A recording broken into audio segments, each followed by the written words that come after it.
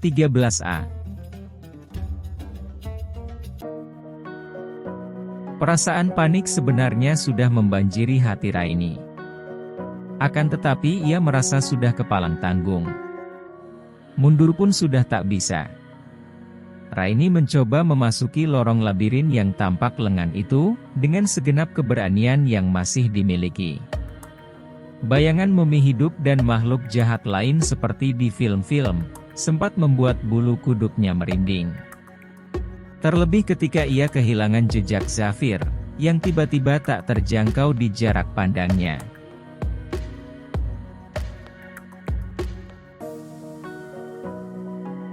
Raini kini mulai merasakan keanehan di sana. Suhu di lorong itu sangat stabil. Bahkan cenderung terlalu hangat untuk sebuah gua di dalam tanah. Dindingnya yang terbuat dari karang berwarna merah bata, tidak kotor ataupun terdapat sarang laba-laba. Segalanya tampak bersih dan terawat. Raini mulai menduga-duga dengan pengetahuannya yang sedikit. Mungkin karena ruangan itu jauh berada di perut bumi, maka tempat itu dapat menampung panas siang hari dengan sangat baik.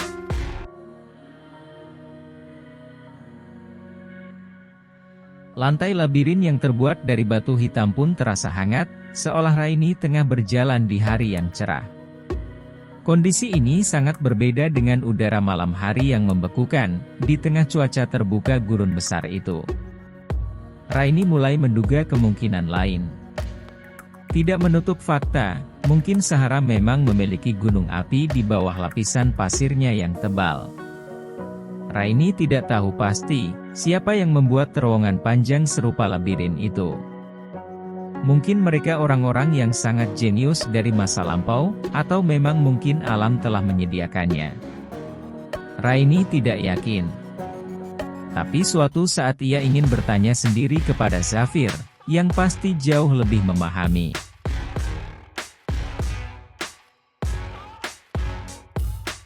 Raini berhenti pada titik percabangan dua lorong, di mana yang satu mengarah ke kanan dan satunya lagi ke kiri.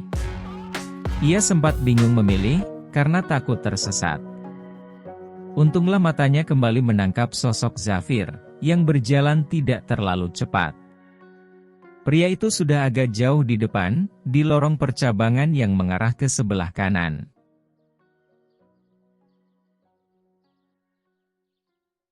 Dengan sedikit berjingkat, Raini kembali mengikuti Zafir. Gadis itu harus bersyukur, karena pria itu tidak pernah menoleh ke belakang. Raini merasa sudah sangat jauh berjalan. Beberapa kali mereka melewati belokan, setelah menyusuri lorong panjang. Sesekali menuruni tangga terjal, naik lagi, kemudian turun kembali ke kedalaman entah berapa puluh kilometer. Kemudian mereka menyusuri lorong panjang kembali, hingga kaki Raini terasa kebas. Raini berhenti sejenak untuk mengatur napas, ketika samar-samar telinganya mendengar gemericik air yang mengalir deras. Seketika benak Raini dipenuhi rasa penasaran. Sedikit terseok, Raini kembali melangkah dengan sisa tenaga yang dimiliki. Raini mulai mencari sumber suara itu.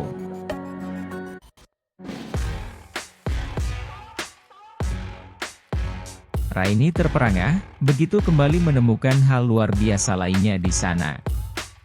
Sungguh terlalu indah, jika disebut sebagai kenyataan. Raini berdiri dengan mulut setengah terbuka. Ia tidak menyangka akan menemukan keindahan menakjubkan di tempat itu. Hal mustahil yang mungkin termasuk dalam 8 keajaiban dunia.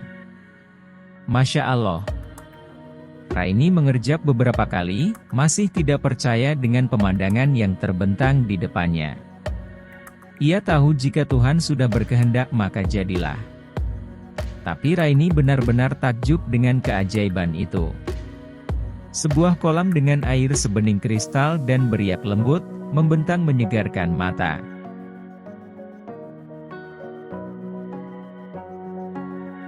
Sebuah air terjun tinggi mengalir melewati bebatuan, melemparkan partikel-partikel embun air hingga mencapai tempat Raini berdiri. Namun bukan itu yang membuat Raini takjub, melainkan bebatuan warna-warni di sekitar kolam besar itu. Semua adalah kristal dengan pancaran serupa pelangi.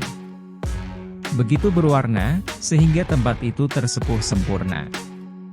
Sinar matahari seolah tak mampu menembus langit-langit batu kristal bening tebal di atas sana.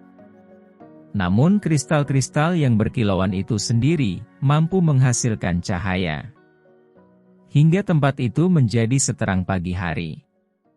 Raini bahkan sampai mencubit pipi beberapa kali, untuk memastikan semua memang nyata. Dia mengaduh ketika rasa sakit menjalar di atas kulitnya. Semua memang nyata. Semua bukan mimpi.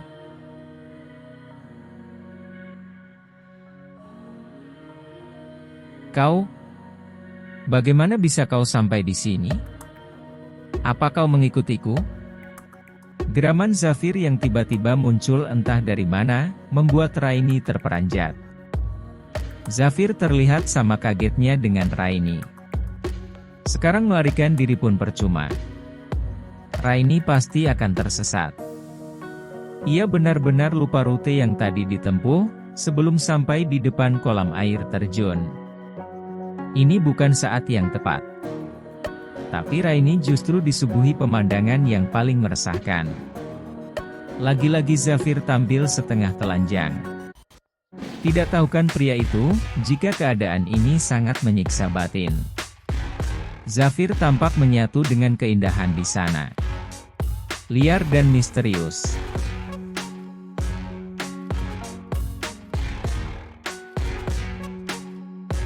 Aku bisa jelaskan. Sungguh. Raini sedikit tergagap setelah dapat menguasai diri. Zafir masih menatap dengan sorot mata tajam. Jangan katakan jika pria itu ingin mengulitinya hidup-hidup, karena Raini pun tengah meragukan kewarasannya sendiri. Tanpa sadar Raini beringsut agak menjauh dari jangkauan tangan Zafir. Zafir merasa sangat kecolongan, setelah mendengar penjelasan terbata-bata dari Raini. Ia menyalahkan diri sendiri, karena bisa-bisanya seorang Zafir Ahmed El Taha kehilangan tameng kewaspadaan. Kini apa yang harus ia lakukan? Bukannya ia pergi karena ingin menghindari gadis ini, tapi sekarang mereka malah harus berduaan di tempat paling rahasia itu.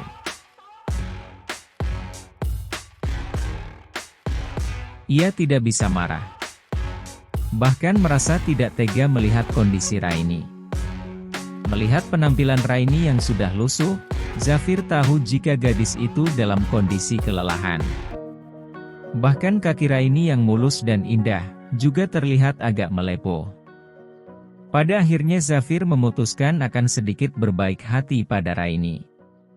Ya hanya sedikit. Karena jika terlalu banyak, maka ia akan meragukan sikapnya sendiri nanti. Ini akan menjadi ujian terberat bagi Zafir, karena harus berperang dengan pikiran sesatnya. Ia masih belum diperbolehkan menyentuh gadis itu. Atau semua akan berakhir dengan tidak semestinya.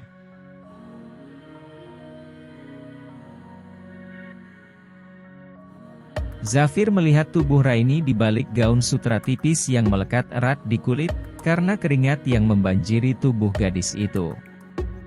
Rambut panjang Raini yang biasanya terjalin indah, sudah terlihat lepek dan berantakan. Namun entah mengapa di mata Zafir, gadis itu justru terlihat kian cantik. Raini tampak tidak menutup-nutupi keadaan dirinya. Ia terlihat percaya diri, meski dalam kondisi terjelek.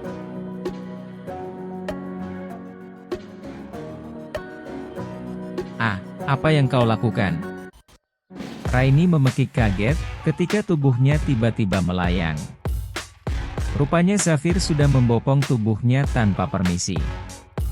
Raini terpaksa mengalungkan tangan di leher Zafir dengan erat tanpa keraguan. Ia sebenarnya agak malu, tapi ia tidak mau terjatuh jika tidak berpegangan. Meski jatuh di atas bebatuan mahal, tapi pasti tetap sakit juga. Jantung Raini kembali bertalu tidak sopan, ketika maskulinitas Zafir begitu melingkupinya. Kulit Raini bergesekan dengan hangat dan kencangnya dada berotot milik Zafir. Bulu-bulu halus berwarna hitam yang menghias dada Zafir, sesekali terasa membelai kulitnya di bawah lembaran kain tipis basah yang melekat erat di tubuhnya.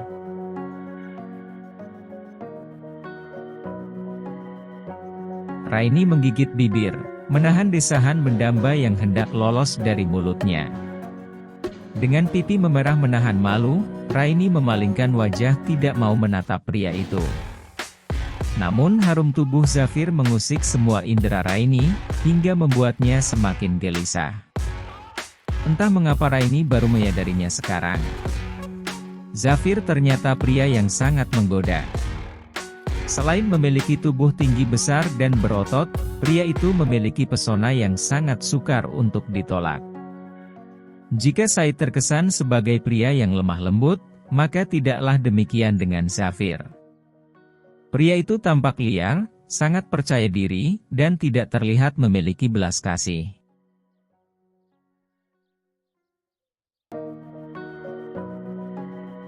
Namun Raini tahu, Zafir tidak semenakutkan itu. Ia sangat menjaga miliknya. Pria itu sangat bertanggung jawab, bahkan jika ia harus menerjang segala resiko sekalipun. Hati Raini menghangat, mengingat begitu mudah ia menerima pria itu. Hatinya tak lagi milik Said. Perasaan itu sudah utuh hanya milik Zafir seorang. Entah ia harus malu atau merasa bahagia. Rasa benci dan kesal yang dahulu menggunung, seperti lenyap tak berbekas. Raini mencintai pria itu tanpa syarat. Ia tak lagi menyesali perjalanan itu. Sekarang bagi Raini, Haram End adalah rumah. Zafir adalah salah satu alasan untuknya tetap bertahan. Namun jikalau ia kembali ke Indonesia, sudah tidak ada siapapun lagi di sana. Tak ada orang yang menanti dirinya dengan penuh kerinduan.